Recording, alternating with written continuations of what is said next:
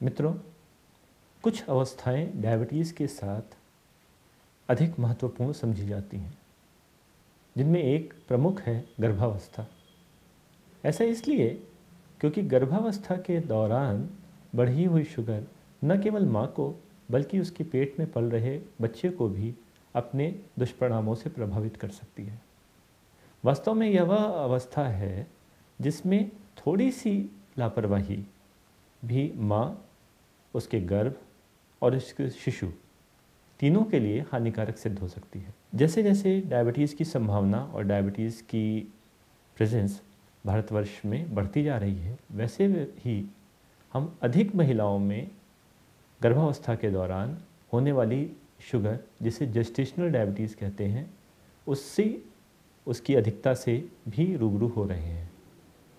वास्तव में गर्भावस्था एक ऐसी अवस्था है जिसमें प्लेसेंटा से बनने वाले हार्मोन्स इंसुलिन का प्रभाव कम कर देते हैं। जैसे जैसे प्रेगनेंसी आगे बढ़ती है, यह हार्मोन इंसुलिन का असर कम करते हुए हमें डायबिटीज़ की संभावना बढ़ाते जाते हैं। इस प्रकार वह महिला जिसमें पहले से ही डायबिटीज़ की संभावना अधिक हो, यानी उनके माता पिता भाई बहन किसी को शुगर रही हो, उनका वज़न ज़्यादा हो, उनका ब्लड प्रेशर कोलेस्ट्रॉल ज़्यादा रहा हो, उनको पॉलीसिस्टिक ओवरीज की बीमारी रही हो जिसमें पीरियड्स इरेगुलर हो जाते हैं और गर्भधारण में परेशानियां आती हैं, ऐसी अवस्थाओं में जिसमें डायबिटीज़ की संभावना पहले से ही ज़्यादा है, प्रेगनेंसी होने पर डायबिटीज़ की संभावना बहुत तेज़ी से बढ़ती है। अमूमन चौथे पाँचवें माह में डायबिटीज़ प्रकट होती है और जैसे जैसे प्रेगनेंसी आगे एडवांस होती है, ब्लड शुगर का स्तर बढ़ता जाता है। इसलिए उन महिलाओं में जिनको एक या दो प्रेगनेंसी पहले हो चुकी हों या जिनमें डायबिटीज़ की संभावना ज़्यादा हो, हम समय रहते ही डायबिटीज़ की जांचों को कराते रहने की सलाह देते हैं। ऐसे में जैसे ही हमको प्रेगनेंसी मालूम पड़े, हमें ब्लड शुगर की जांच करानी चाहिए, जिसका तरीका यहाँ दूसरे लोगों में करने वाली जांच से भिन्न है। यह जांच किसी भी समय खाने के पहले अथवा बाद में भी 50 ग्राम ग्लूकोज एक गिलास पानी में घोलकर पीने के ठीक 1 घंटे बाद कराई जा सकती है। इस प्रकार 50 ग्राम ग्लूकोज पीने के 1 घंटे बाद यदि शुगर का स्तर ब्लड में 140 मिलीग्राम परसेंट से ज़्यादा है, तो वह यह बताता है कि हमें जेस्टेशनल डायबिटीज़ यानी गर्भावस्था में होने वाली डायबिटीज़ की संभावना ज़्यादा है। ब्लड शुगर का स्तर 140 से ज़्यादा होने पर हमें प्रेगनेंसी रिलेटेड कुछ कॉम्प्लिकेशंस के और बच्चे में आने वाले दुष्परिणामों की संभावना भी ज़्यादा हो सकती है। ऐसे में पेट में पानी का ज़्यादा हो जाना, हाइड्रमनियोस, बच्चे का वज़न ज़्यादा बढ़ जाना जिससे प्रेगनेंसी में दिक्कत आना, ऑब्स्ट्रक्टेड लेबर जिसके कारण से ऑपरेशन की संभावना अधिक बढ़ जाना, सीज़ेरियन सेक्शन करना एवं बच्चा पैदा होने के बाद उसकी ब्लड शुगर कम हो जाना, हाइपोग्लाइसीमिया, ये कुछ कॉम्प्लिकेशंस ज़्यादा देखने को मिलते हैं। बच्चे का वज़न ज़्यादा ना बढ़े, इसके लिए यह आवश्यक है कि माँ अपनी शुगर को बहुत स्ट्रिक्ट कंट्रोल में रखे। जहाँ सामान्य व्यक्तियों में 150-160 ब्लड शुगर पहुँच जाने पर भी हम इतना चिंतित नहीं होते, गर्भावस्था के दौरान हम शुगर को बहुत टाइट कंट्रोल में रखना चाहते हैं जिससे इन दुष्परिणामों को बचा सकें। तो जिस भी महिला की शुगर 50 ग्राम ग्लूकोज पीने के 1 घंटे बाद 140 से ज़्यादा जा रही है, उसको नियमित अंतराल पे खाली पेट की शुगर देखते रहना चाहिए, जो गर्भावस्था के दौरान 95 यानी 95 से कम रखनी होती है। यह वह अवस्था है जिसमें भोजन के 1 घंटे बाद की शुगर भी काफ़ी मायने रखती है। तो नाश्ता या खाना खाने के ठीक 1 घंटे बाद की शुगर 140 मिलीग्राम परसेंट से कम और भोजन आरंभ करने के 2 घंटे बाद की शुगर 120 मिलीग्राम परसेंट से कम। यह हमारा ध्येय होता है गर्भावस्था के दौरान। खाली पेट 95 से कम, 1 घंटे बाद 140 140 से कम, 2 घंटे बाद 120 120 से कम। यह स्तर बनाए रखकर हम गर्भावस्था को सुचारू रूप से चला सकते हैं, डिलीवरी के दौरान होने वाली परेशानियों से और पैदा होने के बाद बच्चे में शुगर लो होने के जोखिम से बच सकते हैं। यह ध्यान रखने की बात है, प्रेगनेंसी वह अवस्था है जिसमें इंसुलिन लेने की ही राय दी जाती है। यदि हमारे 10-15 दिनों के स्ट्रिक्ट डाइट एक्सरसाइज कंट्रोल के बाद भी शुगर कंट्रोल नहीं हो रही, तब हमें इंसुलिन आरंभ करने में बिल्कुल भी देरी नहीं करनी चाहिए। ध्यान रहे, इंसुलिन बच्चे के लिए पूरी तरह से सुरक्षित होती है और इसके कोई दुष्परिणाम बच्चे पे या प्रेगनेंसी पे नहीं होते। वास्तव में यह सबसे सुरक्षित तरीका है। दिन में 2 बार, कभी कभी दिन में 3 बार भी इंसुलिन लेके हमें शुगर को कंट्रोल रखना पड़ता है। ब्लड शुगर की जांच, चूँकि हमारे पास बहुत कम समय बचा है, 3-4 महीने में ही सारा नियंत्रण हमें प्राप्त करना है, इसलिए ब्लड शुगर की जांच बहुत जल्दी कराने की आवश्यकता गर्भावस्था के दौरान पड़ती है।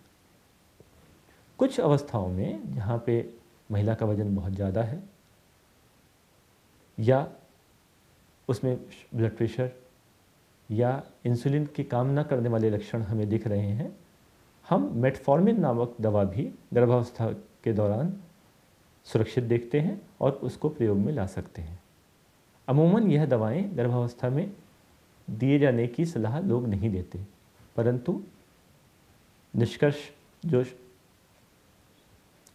परंतु जो हाल ही में हुए शोधों से जो निष्कर्ष निकला है, एक सुपरविज़न के साथ में यह दवा गर्भावस्था के दौरान भी प्रयोग में लाई जा सकती है। यह इंसुलिन की ज़रूरत भी कम करती है और बच्चे पे दुष्प्रभाव भी नहीं डालती। तो मित्रों, यह ध्यान रखें कि गर्भावस्था वह अवस्था है जिसमें हमारे पास समय नहीं है, हमें सारा कार्य बहुत जल्दी करना है। शुगर की जांच उचित प्रकार से कराएं। 50 ग्राम ग्लूकोज पीने के 1 घंटे बाद, जो कि 140 से कम रहे। ज़्यादा होने पे हम कभी कभी एक्सटेंडेड जीटी भी कराते हैं, जिसमें 100 ग्राम ग्लूकोज पीने के पहले, पीने के 1 घंटे, 2 घंटे और 3 घंटे बाद शुगर देखते हैं। नियंत्रण के लिए खाली पेट की शुगर 95 से कम, भोजन के 1 घंटे बाद 140 से कम, भोजन के 2 घंटे बाद 120 से कम रखना चाहते हैं। एक स्ट्रिक्ट डाइट और एक्सरसाइज का पालन चाहते हैं। प्रेगनेंसी में बहुत अधिक डाइट में रिस्ट्रिक्शंस बर्दाश्त नहीं किए जा पाते। कई बार हमें डाइट में घी, तेल, चिकनाई का परहेज रखना है, परंतु प्रोटीन, फल, सब्जी, सलाद की पर्याप्त मात्रा लेती रहनी है, जिसके लिए अच्छा होगा हम थोड़ा थोड़ा भोजन बार बार करते रहें, जिससे पर्याप्त कैलोरी प्रेगनेंसी और बेबी के लिए पहुंच सके।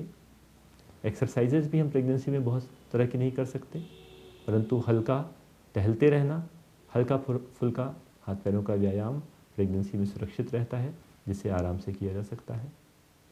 इंसुलिन लेने से कभी ना घबराएं। कभी कभी आवश्यकता पड़ने पर उसमें मेटफॉर्मिन भी जोड़ी जा सकती है। हम प्रेगनेंसी को सुचारू रूप से निकाल लें, जिससे बच्चे में आने वाले दुष्परिणामों से बच सकें। एक दूसरी भी परिस्थिति हो सकती है, जिस महिला को पहले से डायबिटीज़ हो, उसको प्रेगनेंसी हो। ऐसे में प्रेगनेंसी के पहले दिन से, गर्भ ठहरने के पहले दिन से जो भ्रूण है, गर्भ में पल रहा शिशु है, उसको बढ़ी हुई शुगर या डायबिटीज़ की स्थितियों से 2-4 होना पड़ता है। यह वह अवस्था है जिसमें पहले 3 माह, जिसमें बच्चे के अंगों का विकास हो रहा है, वह बढ़ी हुई शुगर से प्रभावित हो सकता है। ऐसे बच्चों को कंजेनिटल मैलफॉर्मेशंस की, मतलब उनके अंगों के बनने में गड़बड़ियों की, और अंग गड़बड़ बने, दिमागी रूप से बच्चा कमज़ोर हो, हाथ पैरों में कोई डिफेक्ट हो, गुर्दे में या हार्ट में कुछ खराबी हो, ऐसी संभावनाएं ऐसे बच्चों में ज़्यादा होती हैं। ध्यान रहे, इससे बचाव का तरीका शुगर को गर्भधारण से पूर्व में ही बहुत स्ट्रिक्ट कंट्रोल में लाना है। इसका मतलब ये हुआ, वह महिलाएं जिन्हें डायबिटीज़ है और गर्भधारण करना चाहती हैं, वह इसकी तैयारी पहले से ही करें। पहले से वो इंसुलिन पे शिफ्ट हो, इंसुलिन का प्रयोग करें, शुगर को भली भांति कंट्रोल में रखें, जिससे गर्भधारण के बाद शिशु को पहले दिन से एक सुरक्षित वातावरण मिले।